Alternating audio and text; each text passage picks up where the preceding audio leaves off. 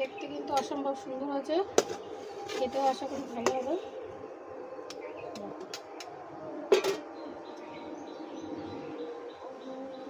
খেতে অসম্ভব সুন্দর। আজকে রান্না করেছিলাম পনির পাতুরি, আর সকাল থেকেই চিন্তা করেছিলাম নতুন একটা আইটেম রান্না করব। কপালটা এতটাই খারাপ, আজকে গ্যাসটাই ফুরিয়ে গেল। আর এদিকে কাঠে রান্না করতে গিয়ে দেখি কাঠের ঘরের মধ্যে বড় এক সাপ ঢুকে বসে আছে। তারপরে আর কি করা, ওর মধ্যে তার বসতে পারছি না ভয়ে। তারপরে কি করব, বাইরে উঠোনে চাতালের উপরে কয়েকটা ইট দিয়ে আমি একটা উনুন তৈরি করে নিলাম। আর এভাবে ইট দিয়ে উনুন তৈরি করলে সেটা কি ভালোভাবে জ্বলে? কবের থেকে বলছি আমাকে একটা তোলা উনুন এনে দাও, কিছুতে ওর মনে থাকছে না, না হলে আমি না গেলেও আনতে পারছি না। কত রকম সমস্যা, সে কবে থেকে বলছি। দেখো আজকে পরিস্থিতির কাছে হার মানতে হলো, আজকে আমার সেই ইটের উপরে রান্না করতে হলো। অ্যাকচুয়ালি ইটের উপরে রান্না করতে নেই, আমার মাও খুব বকাবকি করেন। তো কী করবো, আজকে পরিস্থিতি এরকমই, আমাকে তো রান্না করতেই হবে। আর এই একটা পদই আমার বাকি রয়েছে রান্না। তো শনিবারের রান্নার ভিডিওটা আমি তোমাদের একটু দেরি করেই শেয়ার করছি। এটা শনিবার ছিল, আজকে অনেক নিরামিষ রান্নাবান্না হয়েছে, সব কিছু হয়ে গেছে। তো এটা আমি গুছিয়ে নিয়েছিলাম যে রান্না করব, তো ওইদিকে তো হলো না। তারপর অগত্যা এইদিকে দেখো কাঠ পাতা জোগাড় করে নিয়ে আর ইট পাতিয়ে আমি রান্না করা শুরু করে দিলাম। তার আগে এই যে এখানে একটা ছোট্ট কুমড়ো গাছ হয়েছে, কুমড়ো গাছে কয়েকটা পাতা নিয়ে নিচ্ছি, আর কয়েকটা ওই আমাদের কাঠের ঘর থেকে ভয়ে ভয়ে ছোটোখাটো কাঠ গুছিয়ে নিয়ে আসলাম, টুকরো টুকরো করে কেটে নিয়েছি। নিয়ে ওই কাঠগুলো দিয়ে আজকে রান্না করব, তার জন্য এই যেখানে চলে আসলাম। আগে যে আমি রোদ্রে বসে রোদ্রের তাপে রান্না করে তোমাদের দেখিয়েছি, সূর্যি মামা খেপে গেছে আমার ওপরে। এবার বলছে নে তুই রোদে বসে উনুনে রান্না করে দেখ কেমন লাগে। তো যাই হোক, রোদে রান্না করে তো আমি সাকসেস হতে পারিনি, তো তার জন্য হয়তো উনি রেগে গিয়ে আমাকে অভিশাপ দিয়েছে। আজকে আমার রোদে বসে কাঠে রান্না করে খেতে হচ্ছে। কি পরিস্থিতি, কি কপাল, তাই তোমাদের কি বলবো। আর সত্যি কথা বলতে এই রেসিপিটা তোমাদের সাথে শেয়ার করব বলেই আমি রেসিপিটা আজকে করব ভেবেছিলাম, না হলে ওইদিকে ডাল সবজি যা হয়েছিল সেগুলো দিয়ে হয়েই যেত। আর আমি অলরেডি এই পাতুরিটা করব বলে মশলা টশলা গুছিয়ে নিয়েছিলাম, তার জন্য আর উপায় ছিল না, আমাকে তো রান্না করতেই হতো। আর এদিকে কারেন্টটাও ছিল না, সেই কারণে আমি ফ্রিজে রাখলেও হয়তো ভালো থাকবে কি থাকবে না, তো সেই সব কারণে ভাবলাম না রান্না করেই ফেলি। আর এই কুমড়ো গাছটা নতুন হয়েছে, এর মধ্যে ফল হবে কি না জানি না, তবে কুমড়ো গাছ হওয়ার থেকে আমার বড্ড লোভ লাগছে ওই পাতা দিয়ে আমি পাতুরি খাবো। ভেবেছিলাম কলা পাতায় পাতুরি করব, কিন্তু তারপরে ভাবলাম না কুমড়ো পাতাতেই আজকে খাবো।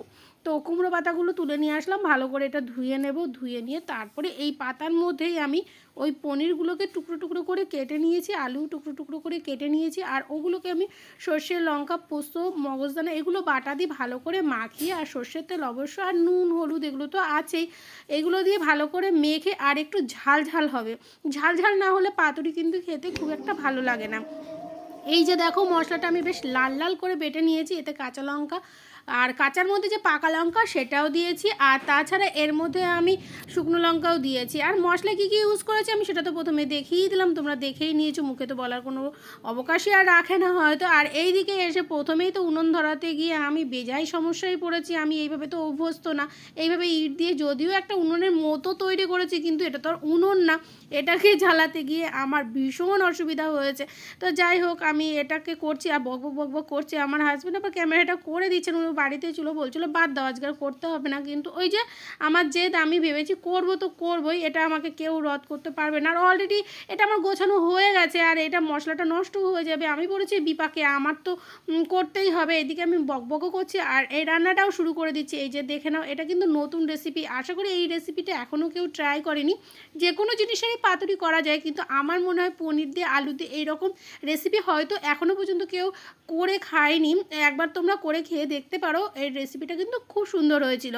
যাই হোক, অনেক কষ্ট করে রান্নাটা করলেও রান্নাটা কিন্তু খেতে খুব খুব ভালো হয়েছিল। এই একটা পাতুরি দিয়ে, মানে একটা পাতুরি যে পাতাটা আছে ওটা দিয়ে কিন্তু পুরো ভাতটা খাওয়া যাবে, এতটাই সুন্দর হয়েছে। রান্নাটা করতে করতে অবশেষে আমি প্রায় কেঁদেই ফেলেছিলাম, যতবারই উনুনটা ধরাতে যাচ্ছি বারবার বাইরের দিকে চলে আসছে, কেননা উনুনের ভেতরে তো কোনো সেইভাবে জায়গা নেই যেখানে উনুনটা ধরানো যাবে। বারবারই উনুনটা ধরাতে যাচ্ছি, বারবারই এরকম হচ্ছে, আর ধোয়া ধোয়া হয়ে যাচ্ছে। তবে অনেক কষ্ট করে উনুনটা লাস্ট পর্যন্ত আমি ধরাতে পেরেছি, তারপরে আর কোনো সমস্যা হয়নি। তো যাই হোক, কাঠগুলো মচমচে একদম শুকনো ছিল, আর তারপরে এই যে কয়েকটা কাগজের টুকরো দিয়ে আমি ভালো করে উনুনটা ধরিয়ে নিলাম, আর ধরাতেই কড়াইটাও বেশ ননস্টিকের ছিল, তাড়াতাড়ি করে গরম হয়ে গেছিলো। তারপরে আমি এর মধ্যে আমার গুছিয়ে রাখা সেই পাতুরিগুলো সুতোতে ভালো করে বেঁধে নিয়ে এরপর পরে এক এক করে দিয়ে দিচ্ছি। আর অল্প করে তেল দিয়ে দেবো, বেশি করে তেলের প্রয়োজন হবে না। এই তেলের মধ্যে ভেজে ভেজে নেব। এই পাতুরিটা কিন্তু ভাপেও করা যায়, গরম জলের মধ্যে মানে গরম জলের উপরে একটা ফুটো গামলা দিয়ে ভাপ দিয়েও করা যায়। তো আমার মনে হয় ফ্রাই করে করলে বেশি ভালো হবে। তো এইভাবে আমি দিয়ে দিচ্ছি। আর এই ডাটাগুলো ধরে ধরে উল্টাতে আমার সুবিধা হচ্ছিলো, ওই জন্য ডাটাগুলো রেখেছি, নাহলে ডাটাগুলো ফেলে দিলেই হয়, ডাটাগুলো কোনো কাজে লাগে না।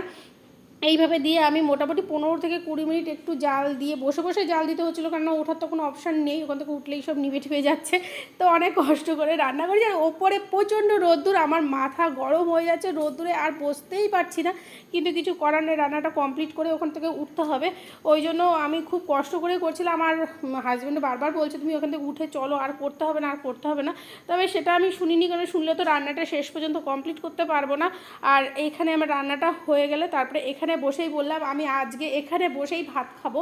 তো যাই হোক, রান্নাটা হয়ে যাওয়ার পরে ফার্স্টে কিন্তু টেস্টটা আমিই করেছি।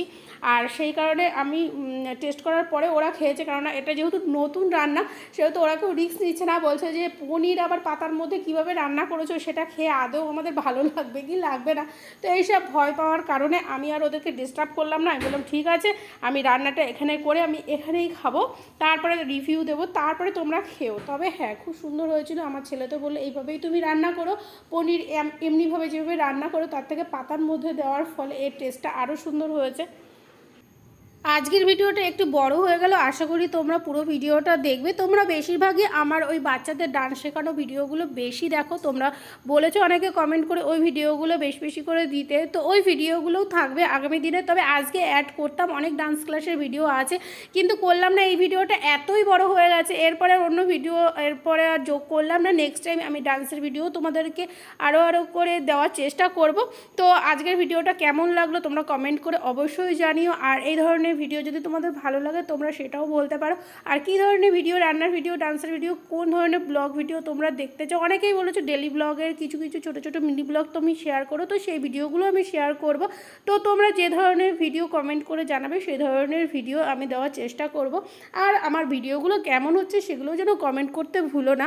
তো পুরো ভিডিওটা দেখে অবশ্যই কমেন্ট করো, কেননা আমরা হচ্ছে নতুন ক্রিয়েটার, তোমাদের একটা কমেন্টের অনেক উৎসাহ পাই, তোমাদের একটা লাইকে অনেক উৎসাহ পাই। তো যাই হোক, আমি এই পর্যন্তই আজকে ভিডিওটা শেষ করছি। আশা করি তোমাদের ভালো লাগবে।